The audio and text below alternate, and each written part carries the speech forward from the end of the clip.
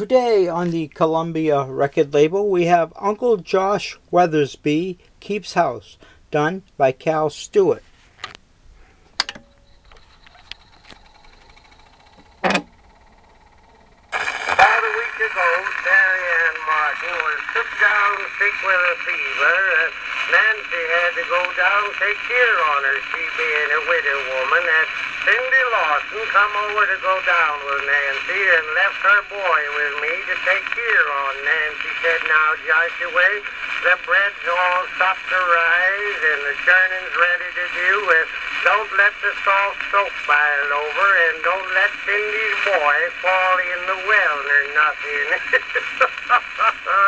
Gosh, I had a few things to do besides taking care of Cindy's boy. Well, I put on one of Nancy's aprons, and I hadn't took more than a dozen steps when I fell down. My head hit the stove, made my nose bleed, knocked the stovepipe down, and the soot went all over the bread. Well, just as I was getting things straightened out, that boy said, "Uncle George, does the Lord know everything?" I told him I calculated as how the Lord did. He said, "Well, then, the Lord knows I'm hungry, don't he?" Well, I give him some bread and butter and put apple cider on it, and I started in to do the churning. Well, I churned quite a spell, and I looked in to see if the butter was coming, and my spectacles fell off, and the churn dasher busted them, and while I was trying to fix them out, my plug of tobacco fell in the churn and spilled the cream. Well, just then the soft soap boiled over, and while I was trying to shut it off the stove, the darn thing upset and run all over the kitchen floor, and some of it went through a hole in my boots, and I had to go out and stick my foot in the rainwater barrel, and just then I heard that boy yelling, and I come in the house, and darn if he didn't have his fingers caught in the mouse trap.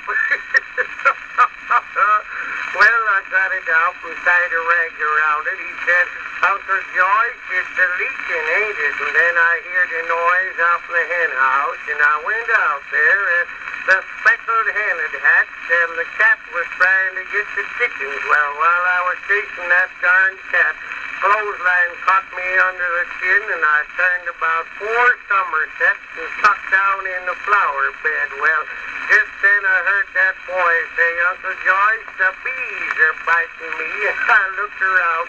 Darn of them bees hadn't swarmed, and while I was trying to get them hived, they lit all over me. And while I was fighting them off, that boy fell in the wash tub, and the smokehouse caught fire. And fire department turned out, and when I come to, Cindy Lawson was abusing me, said I had abused her boy, and Nancy said, "A woman can't leave home a minute. Men are such helpless critters."